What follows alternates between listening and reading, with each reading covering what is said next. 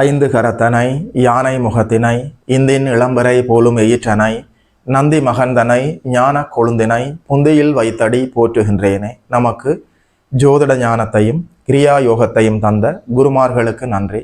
ஜோதிட சொந்தங்களுக்கு வணக்கம்.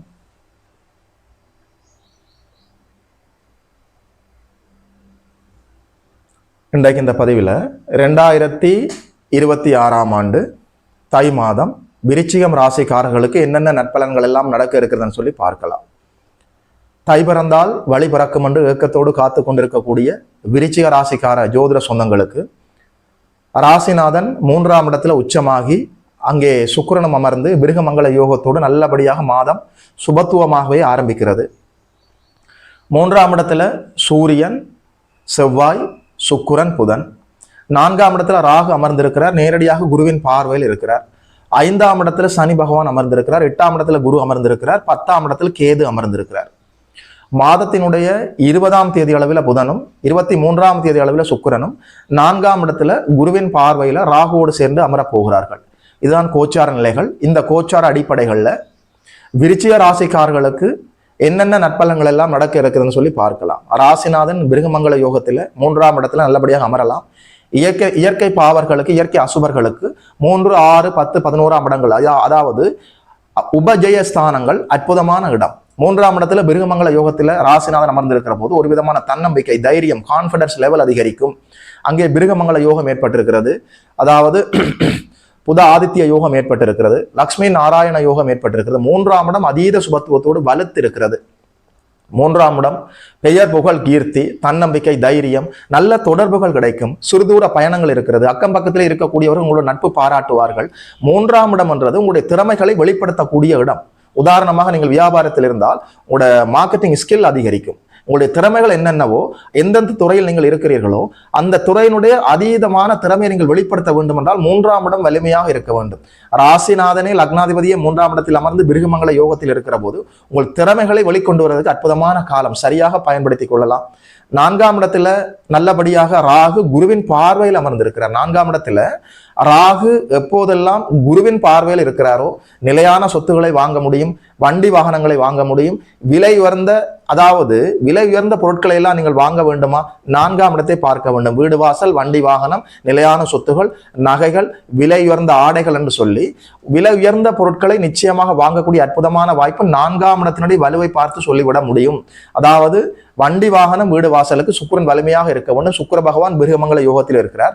4ஆம் இடத்துல இருக்கிற ராகு குருவின் பார்வையில 4ஆம் இடத்தை அதீதமாக வளர்த்து தரப்போகிறார். நிச்சயமாக சொல்கிறேன், விருச்சிக ராசிக்காரர்கள் ஒரு பிடி நிலமாவது வாங்க முடியும், வண்டி வாகனம் வாங்க முடியும், வீடு வாங்க முடியும், கட்ட முடியும். அற்புதமான நிலையான சொத்துக்களை வாங்குவதற்கு சரியான காலம், பயன்படுத்திக் கொள்ளுங்கள். 5ஆம் இடத்துல சனி பகவான் அமர்ந்திருக்கிறார். அதாவது மாதத்தினுடைய பிற்பகுதியில் ஒரு 20ஆம் தேதிக்கு பிறகு புதனும் சுக்கிரனும் 4ஆம் இடத்தில் சென்று அமர இருக்கிறார்கள். செவ்வாய்க்கு சுபத்துவம் குறைய போகுது. அதனால மாதத்தினுடைய பிற்பகுதியில், குறிப்பாக 20ஆம் தேதிக்கு பிறகு கோபத்துல, அவசரத்துல எந்த முடிவும் எடுக்கக்கூடாது. 5ஆம் இடத்துல இருக்கிற சனி பகவான் உங்களுடைய புத்தி கூர்மையை சற்று மழுங்கடித்து குழந்தைகளோடு தேவையில்லாத கருத்து முரண்பாடுகளை ஏற்படுத்துவார். குழந்தைகள் விஷயத்துல மாதத்தினுடைய பிற்பகுதியில், குறிப்பாக 20ஆம் தேதிக்கு பிறகு குழந்தைகள் விஷயத்தில் அவசர முடிவு எடுக்கக்கூடாது. 8ஆம் இடத்துல குருநாதர் அமர்ந்திருக்கிறார். 8, 12ஆம் இடங்கள் சுபத்துவமாக இருக்கிறது. வெளிநாட்டு கனவுகள் நிறைவேறும். அதாவது வெளிநாடு செல்ல வேண்டும், வெளி மாநிலம் செல்ல வேண்டும், வெளி தேசம் செல்ல வேண்டும், வெளி மாவட்டத்தில் போய், வெளியூர்ல போய் செட்டில் ஆக வேண்டும் என்று நீங்கள் காத்து கொண்டிருந்தால் அவருடைய தசாபுத்திகளின் அடிப்படையில் வெளிநாடு செல்வதற்கான எல்லா வாய்ப்புகளும் இருக்கிறது. வெளிநாட்டிலே வாழ்ந்து கொண்டிருக்கக்கூடிய ஜோதிட சொந்தங்களுக்கு அந்த நாட்டிலே நல்ல வேலை கிடைப்பது, அந்த நாட்டிலே நல்லபடியாக படிப்பது, கல்வி கற்பது, அந்த நாட்டினுடைய குடி உரிமை கிடைப்பது என்று வெளிநாட்டு அமைப்புகள் இருந்த தடை தாமதங்கள் எல்லாமே அப்படியே விலக போகிறது. வெளிநாட்டு வர்த்தகத்தில் ஈடுபட்டுக் கொண்டிருப்பவர்கள், ஏற்றுமதி இறக்குமதி அமைப்பில் நீங்கள் ஈடுபட்டுக் கொண்டிருந்தால் நல்ல லாபங்களை பார்க்க முடியும். பயணங்களால் நன்மை, வெளியூரால் நன்மை, வெளிதேசம் சென்று நல்லபடி அங்கே வாழ்வதற்கான எல்லா வாய்ப்புகளும் இருக்கிறது. 8ஆம் இடம் ஆயுள் ஆரோக்கியம் மேம்படும். உங்கள் பெயருக்கு ஏற்பட்ட களங்கம் எல்லாமே விலகும். திடீர் அதிர்ஷ்ட வாய்ப்புகள் வரும். 8ஆம் இடத்துல குரு அமர்கிற போது பங்கு சந்தையில இதுவரைக்கும் இழந்தவர்கள், பணத்தை இழந்தவர்கள் கணிசமான யூக வணிகத்துல கணிசமான நன்மைகளை இப்போது பார்க்க முடியும். அவரவர் தசாபுத்திகளின் அடிப்படையில் லாட்டரி டிக்கெட் விழுவது, உழைக்காமல் அடுத்தவர்களுடைய பணம் உங்களுக்கு வருவது, மறைமுக தனலாபம் கிடைப்பது, திடீர் அதிர்ஷ்ட வாய்ப்புகள் தேடி வருவது. 8ஆம் இடம் சுபத்துவமாக செயல்பட இருக்கிறது. வெளிநாட்டு கனவுகள் நிறைவேறும். திடீர் அதிர்ஷ்ட வாய்ப்புகள் வரும். வெளிநாட்டிலேயே அங்கே வீடு வாங்குவது, அங்கேயே நிலையான சொத்துகள் வாங்குவது, வெளிநாட்டு அமைப்புகள் இருந்த தடை தாமதங்கள் எல்லாமே அப்படியே விலகும்.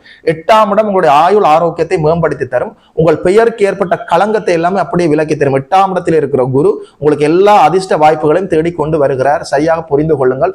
ராசிநாதன் உச்சமடைந்து பிருகமங்கல யோகத்தில் இருக்க 8ஆம் இடத்திலே குரு அமர்ந்து 12ஆம் இடத்தை பார்க்க சுப விரயம் கண்டிப்பாக இருக்கிறது.